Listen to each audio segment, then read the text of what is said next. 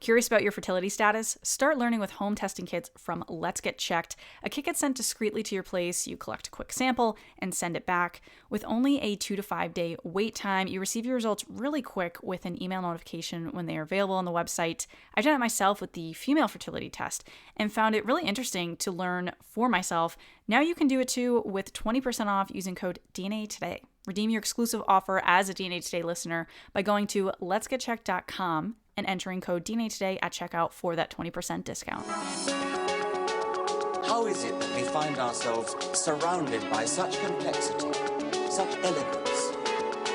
The genes of you and me, the genes of you and me, we're all made of DNA. We're all made of the same chemical DNA. We're all made of DNA. Hello, you're listening to DNA Today, a genetics podcast and radio show. I'm your host, Kira Deneen. On this show, I explore genetics and how it impacts our health through conversations with leaders in genetics. These are genetic counselors, researchers, doctors, patient advocates, and more. This episode continues DNA Today's series about infertility. Over the last few episodes of DNA Today, we've talked with experts in fertility. On the first episode, we heard from Lauren Isley, a genetic counselor, about artificial reproductive technologies and the genetic counseling side. Following that, we had the Baileys on the show to share their reciprocal IVF journey in part 1 and part 2. My guests today to continue this fertility series are documentarian Jacob Okada and anthropologist Carylanna Taylor, who wrote and produced ANYA, a fictional film about fertility. Through their company, First Encounter Productions, Carylanna and Jacob are committed to creating complex characters and compelling stories informed by anthropology, science, and current events. ANYA has had international screenings and was featured as a science and diversity film on Forbes. Thank you both so much for coming on the show. I'm really excited to talk about your film, and it was great to be able to meet you in person and be at a screening in Manhattan not long ago. Thank you. Thank you. It was great to meet you as well, and thanks so much for having us on DNA Today. Yeah, and for those that are listening in Connecticut at UConn specifically, you may have already heard of their movie because you guys actually had a screening at UConn, which is how I found out about you guys. So it may sound familiar to some people, but we can jump into it. So can you give our audience a tease of what the film is about? Sure. So ANYA is a contemporary science fiction story. It's about a couple who are trying to have kids and running into a lot of problems. And they turn to a geneticist for help and find themselves in the middle of a major discovery that they then have to kind of deal with on the fly. And we bring in a lot of anthropology and genetics into the conversation. And how did the project start? What inspired you to delve into a film with this focus of fertility and also the other topics that you just mentioned? Well, we started writing ANYA in 2014, I think, when I think the conversation started with kind of a what if question. And I think the question was, what if there were other species of humans living among us today? Right? More or less, Carylanna? Yes. Okay. I'm trying to remember. Like, we like to pose, questions like just for the hell of it and, what if questions, and then follow the chain of logic. And so, the idea that, there could be other species of humans living among us was kind of interesting because it made me wonder, well, how does one define a species? And then, Carylanna, being an anthropologist, has some background in teaching genetics, right? A little bit. So she was able to kind of provide one definition. And then from there we were like, well, that's interesting. How would we discover? How would people, scientists, make a discovery of other species of humans living among us today? Fertility was kind of the most obvious Yeah, I mean, there's answer. so much infertility is unexplained, and we're gathering more and more data as people are trying to have kids and explore the reasons for their infertility. And I think as scientists start going through this growing database around fertility, they're going to start making some interesting discoveries. Maybe not that there's a second species of humans alive today, but that has happened in our past. So this story became a what if it happened now? How would it be discovered through fertility? And what would it be like for the couple that finds themselves in the middle of this, and for the scientist who is making the discovery? Right. And so it was interesting to us to the idea that an infertile couple who wants to conceive, just and live their lives in this, like a normal couple, would then have to deal with the fallout of being part of a scientific discovery that also has kind of implications on how we define ourselves. Like lots and lots of cultures have this idea of a human special place in the among all. Yeah, a lot of the names for different cultures actually get translated to the people or the center of the earth. Like it's kind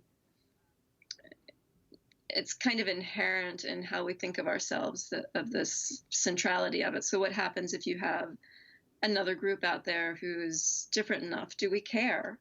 Do we turn to genetic technologies to overcome the difference? Right.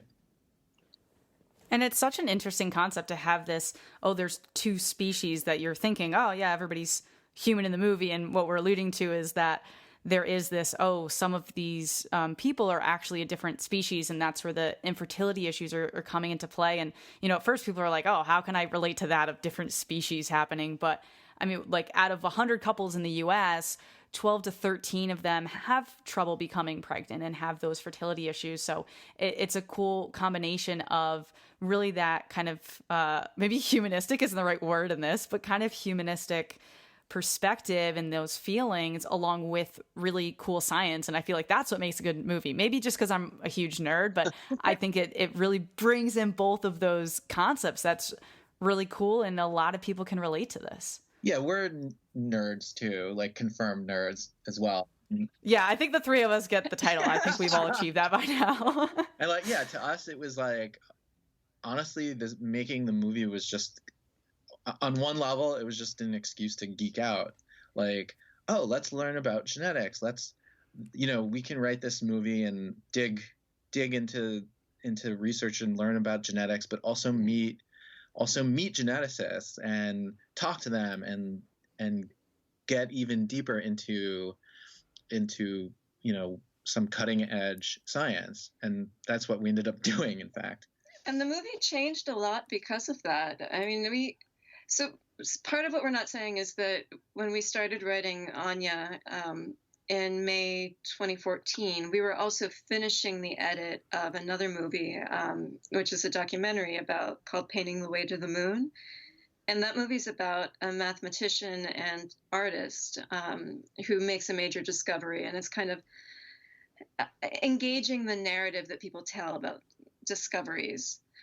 So this idea of discovery was really kind of deep with us at the time. And we're also a couple, and we got married that month. And I remember part of our what the if question that day, that day of the what if a second species of human exists, part of the what if was, if I were a different species of humans, would you still marry me? And the answer was, yeah, of course. What difference is that? I mean, it's just fertility. And that's kind of where Libby and Marco and Seymour were born, was from that kind of question.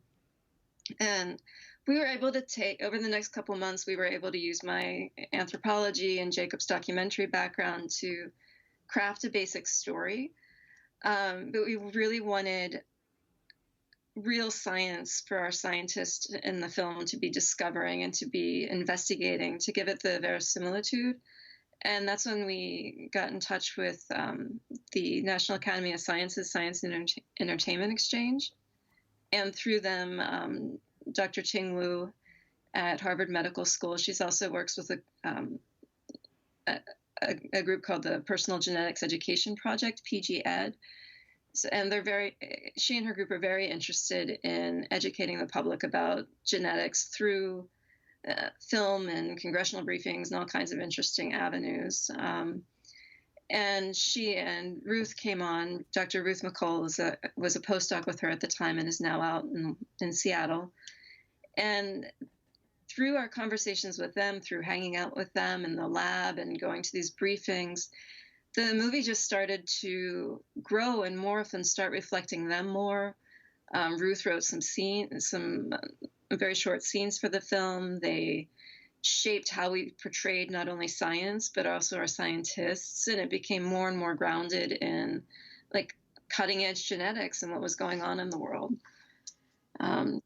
Yeah, I'm really impressed with just how accurate it was because, yeah, I didn't know you guys. I showed up to the film. I was like, okay, I hope this is good. I hope it's all accurate. And I was, very impressed that you had all of this in place to make sure it was. And there's so many times where I'm watching some show and they do something about genetics and, it's the pet peeves of mine that I'm like, oh, okay, that's not entirely accurate, or like a lab person would never do that. And everything in the movie was like, wow, I can relate to that. Like I've done a little bit of lab so far, like not too much of a background, but even little things like, oh, you had a centrifuge, you had Kim wipes, parafilm, like the littlest bits that I'm like, wow, this is like the lab that I used to work in. So it was really exciting, and it felt very validating to have something be a very accurate representation, at least of my experience. Can't speak to everybody, but it was cool to be able to see that. Were you able to film it in an actual lab that was active, or was it a lab that wasn't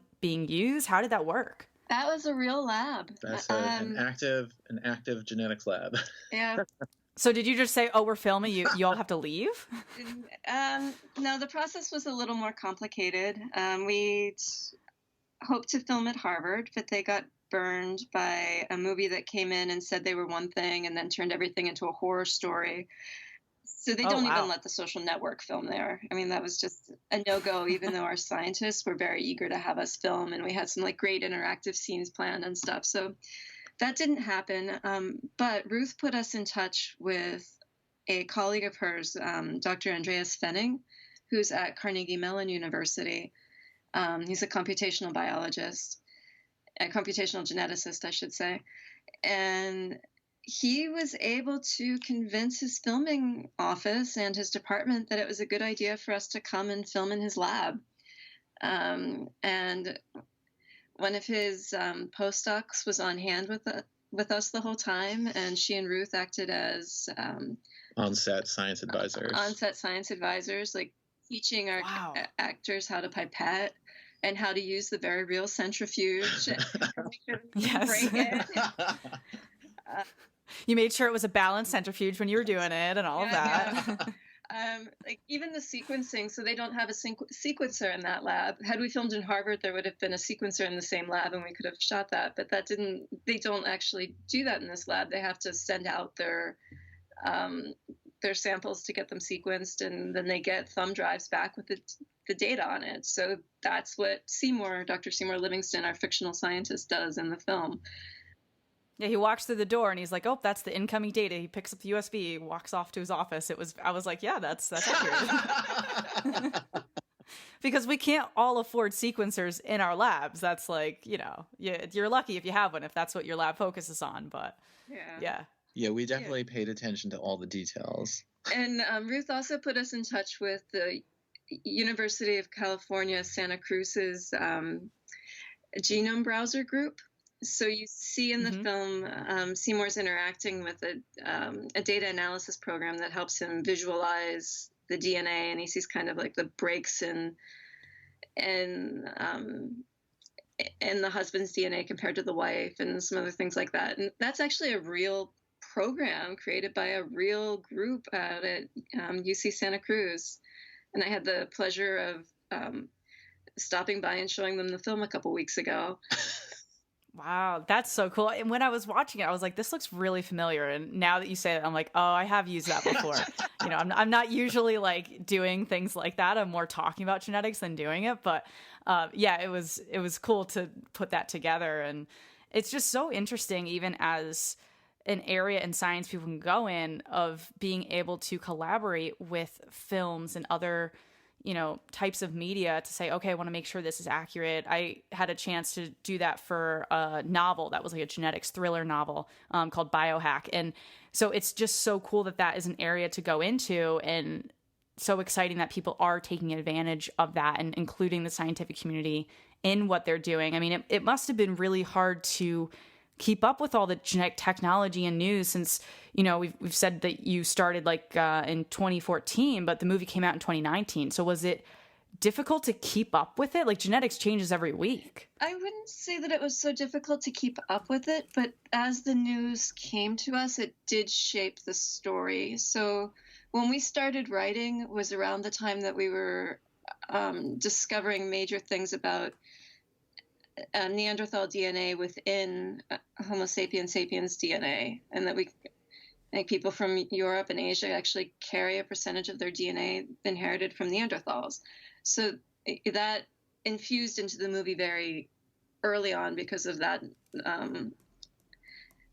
that news that was coming out. And then as we were working with Ruth and Ting, we were aware that they were part of conversations about whether or not germline gene editing should be possible.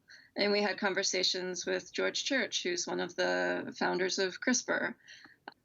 Wow, that's impressive. Yeah, but we weren't out to make a movie about gene editing. We were just around it at a time when people knew that it was coming fast down the pipeline. So it ended up becoming part of the movie, and I think the scripts in 2016 had it. We filmed in 2017. So we were editing and putting the final touches on the music and the color correction and sound design whenever the news of the Chinese scientist who claims to have created the CRISPR twins came out. Like we'd already filmed that, and we were editing when that happened. No, the film was finished by that point. It was complete. Wow, I'm surprised, because I could have swore the lead scientist in the movie said, like, referenced something about the CRISPR babies in China, and I was like, whoa, how did they do that? But it must have just been like the way it was written, and then it kind of, now it feels like it alludes to that, but maybe you were thinking of something else. Like, because I was like, how does the dates work on that? Well, I think what he said was, it's only been done in China. It's only been done in China, but it was, I think at that point when we had filmed, there was, maybe China hadn't signed onto the moratorium. Maybe that's what it was. Right. I think they were doing more research with CRISPR than we had, or started clinical trials or something around that time.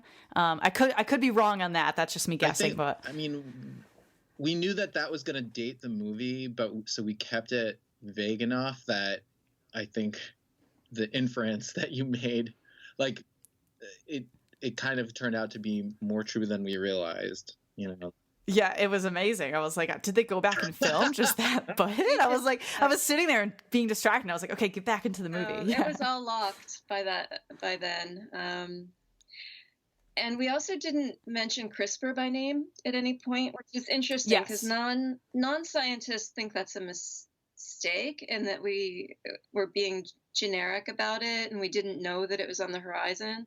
We knew it was there, but we also knew that it wasn't the only technology that was going to be able to do gene editing. Right. And we're already using other technology that clinical trials are using, like talons and things like that. So I feel like, yeah, that's a good move to keep it general, because there could be the next big thing in 6 months. And you're like, wow, now the movie's outdated, where it's enough that you talk about the technologies and everything, but you still have a little bit of that mystery to it. And I think one of the things we were interested in exploring was just the messiness of like a scientific discovery, like how things unfold in the movie is quite by accident. The scientist accidentally makes this discovery, and then is trying to, follow up on it, and it's ethically very difficult, to handle, on one hand, this scientist's real desire to collect the data and follow where the thread is, like pull on that thread, but then on the other hand, respect, people's desire to have their kids and also have privacy.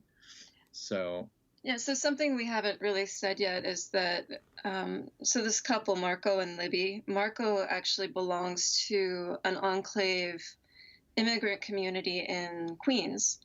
And so part of the movie is going into this community and trying to get samples, DNA samples, to determine if they all share the genetic variant that's keeping Marco from being able to have offspring with other Homo sapiens sapiens. And that piece of the film is seeming to resonate quite a lot with geneticists, genetic counselors especially. But in practice, it's actually coming a lot from my anthropology background, because I go into communities and villages and throughout Latin America and the US, and we have to think about research ethics and how to include people and how to take into consideration their needs and their wants and their beliefs, and as much as possible allow that to drive the research. So a lot of the ethics that we were first considering in the film were around this researching with vulnerable populations, and we're discovering now in the sharing of the film that actually resonates with people who are doing genetic testing research, or who are doing research with vulnerable populations because of a certain disease or something. So it's been kind of a good coincidence in that regard.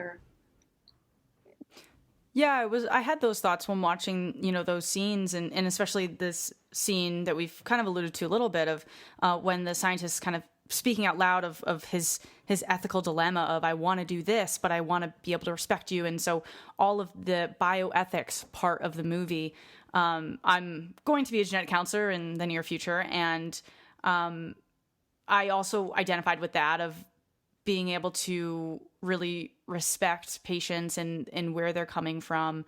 And also the disparity we have in genetic testing of most genetic testing research has been done on Caucasian people of European ancestry, and we don't have as much information or research on other ethnicities and populations. And so we have less to offer sometimes with genetic testing. Of the genetic testing isn't as in depth or cover as much information, just because if we find a difference in someone, if we find a variant, or some people say mutation, if we find something, we may not be able to understand what it means as much as if we find something in someone of like a European ancestry, because we have more research on it. And so that's something that we really need to address in the community. And we're making a little progress, but it's a little bit. So it was interesting to see you really be able to address this in the film and kind of explore it a little bit more. Yeah, we basically made the movie for people like you. Yeah, I'm pretty much your target audience right here. Yeah, I mean, one of the things we found, interesting was just the gap between the narval, like the general population, their knowledge, the knowledge gap between like the general population and then the scientists, and like we found it interesting just from a story point of view to put the scientist in this position of having to explain like really complex things to people who don't necessarily have a science background. Which is my job, and it's very difficult. Right. And do it in a way that respects the listener. So it's something I run into sometimes with scientists in general, including social scientists, is that when they talk about trying to explain their work to other people, they the frustration that comes out is almost like talking down about the people that they're talking to. And I think something we believe, and that Seymour, the geneticist in the film, believes, is that the person you're talking to, just because they don't have a science education, doesn't mean they're not intelligent and they can't get up to speed. But it's still a dance of trying to respect this person and their equalness in the conversation, and get to a point where you can have an in-depth conversation about ethics or medical procedures or whatever the next steps are. So that's something that was in the back of our minds too as we were working on the film. Yeah, and I think one way you've kind of flipped the script on that was how the wife in the movie that's, you know, meeting people from her husband's ethnicity and everything, she starts learning about their culture. And so as the scientist comes in from, you know, our world, is teaching about that, then it's the reverse, that they're teaching kind of outsiders information about their culture and having that kind of two-way. So it's not just giving information one way. And it was also so refreshing to see such a diverse cast. And you don't see a lot of scientists in movies and media that, you know, you see a lot of white scientists. And so it was really refreshing to have a different perspective on that. Yeah, I mean, we cast Seymour as a black man, and that was that was like a dramatic choice, you know, like a story choice, because like you said, first of all, you don't see that many black scientists, but also we know, you know, just from talking with our science advisors that there are very few black geneticists, and they're treated differently, and just knowing that and knowing what a minority among scientists would go through, it was an interesting story choice, you know, to have Seymour have to explain to these people, Narwhal people in Queens, like, you know, from this kind of position of power, but also as a minority who, you know, who was aware, you know, of how African Americans were subject to experiments, you know, not that long ago. And so there's a mistrust among the black community, you know, for science and research, you know, because of, you know, these terrible experiments that were done on them. So we just thought that was an interesting dramatic choice, and it added a layer of complexity, you know, for our actor Motel Foster to deal with. And we didn't, like, you know, it's not like we talked about it in the film or anything, but it was definitely you know, in the actual text, but it was part of the background. Definitely, and having it just be normalized to, like, don't need to address it. Yeah, it exactly. Is, and that can be is powerful. Well, I think we've sold people on watching the movie if they haven't already. Where can people watch it? The easiest is to go to anyamovie.com, so ANYAMOVIE.com/watch now. We are on pretty much all the on-demand platforms including Apple, Amazon, Fandango Now, Google Play, Vimeo, Vudu, and Xbox, as well as DVD. And I know you guys went to UConn and were able to talk with students there. If other university institutions, communities are interested in utilizing the movie somehow, what have you done in the past? What can you offer to either come on campus or Skype? I don't know what you usually do. So we've done a range of things. We have hosted screenings. This is just partnering with an organization or a university that's interested in screening the film. We've done very small things in an individual classroom, in which case I've Skyped in and larger 300-person screenings with at UConn. We've also been at several UC schools. I'm going to Winston-Salem, North Carolina tomorrow for screening in conjunction with the Science of Winston-Salem and Wake Forest University. And it's basically a matter of emailing us. You can do that through anyamovie.com, letting us know what you have in mind, and we can work out an arrangement. That's basically it. And any other upcoming projects, or really focus on distributing ANYA and having people enjoy that? Go ahead. I was just going to say, at this point, so we just released the film like last week, and ANYA, so we're just kind of having fun promoting it. And we both have projects on the back burner that we're looking forward to working on again soon. We have a project on gentrification these are both at the script stage, and one on immigration that's based on my research in Honduras.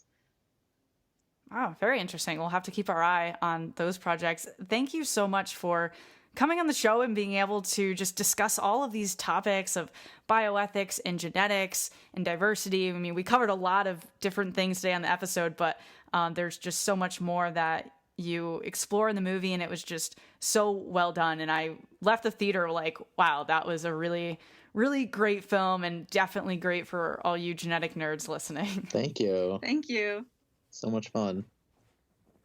If you really would like to watch the movie ANYA, go to anyamovie.com. That's ANYA movie.com/watch now.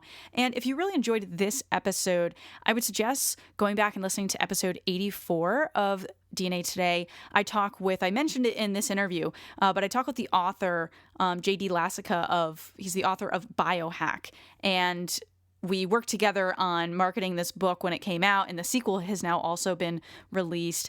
And we had a really interesting bioethical conversation about CRISPR. So very similar to this episode in terms of talking about fictional and how that impacts today's world and the science we have going on, that genetic editing. So I think you would really enjoy that episode as well. So I'll give you a recommendation on episode 84. And that's on dnapodcast.com, where all the episodes of this show are. But you can also find it on Spotify, Apple, Overcast, so many different podcast apps. All you have to do is search DNA Today, pops right up. If you are on Twitter, follow me, please, at DNA Podcast. If you're on Instagram, at DNA Radio. Would love to connect with you on there. It's great to be able to interact with listeners, because usually I'm doing the show one way and I don't get to interact too much. So it's great to interact on there. And another way to interact is by emailing at info@dnapodcast.com. Any questions you have for guests that I have on, like today's episode, or you have an idea for the show, or you just want to say, thanks for doing the show, enjoy it, would love to hear from you. Email in, info@dnapodcast.com. Let's Get Checked has stepped up during this pandemic, and I want to thank them for their new 2-part test for COVID-19 right now for healthcare workers. They committed to 250,000 tests in the first batch, with the goal to scale to serve over 1 million in the next few months. As most of you know, Let's Get Checked is sponsoring the series with their at-home testing kits. They have a bunch of fertility tests if you're curious about your fertility status. As I mentioned before, the kit gets sent right to your house, and the sample is a blood sample, but it's from a fingerprint, so you can do it right at home. No need to go into Quest and have your blood drawn. Then you receive your results in just 2 to 5 days, which in my experience is much quicker than most home testing kits, where it's like a couple weeks. A couple of hormones that are looked at in their CLIA-certified lab for the female fertility tests includes follicle-stimulating hormone and luteinizing hormone. I found the report on the website super easy to read, but there's also physicians and nurses that you can talk to if you're confused at all in reading this report and understanding really what it means. Try it for yourself by going to letsgetchecked.com and use code DNA Today for 20% off your kits. Again, you can use code DNA Today for that 20% discount on your kits at letsgetchecked.com. Thanks for listening, and join me next time to learn and discover new advances in the world of genetics. The genes of you and me, the genes of you, and they're all made of DNA. We're all made of the same chemical DNA.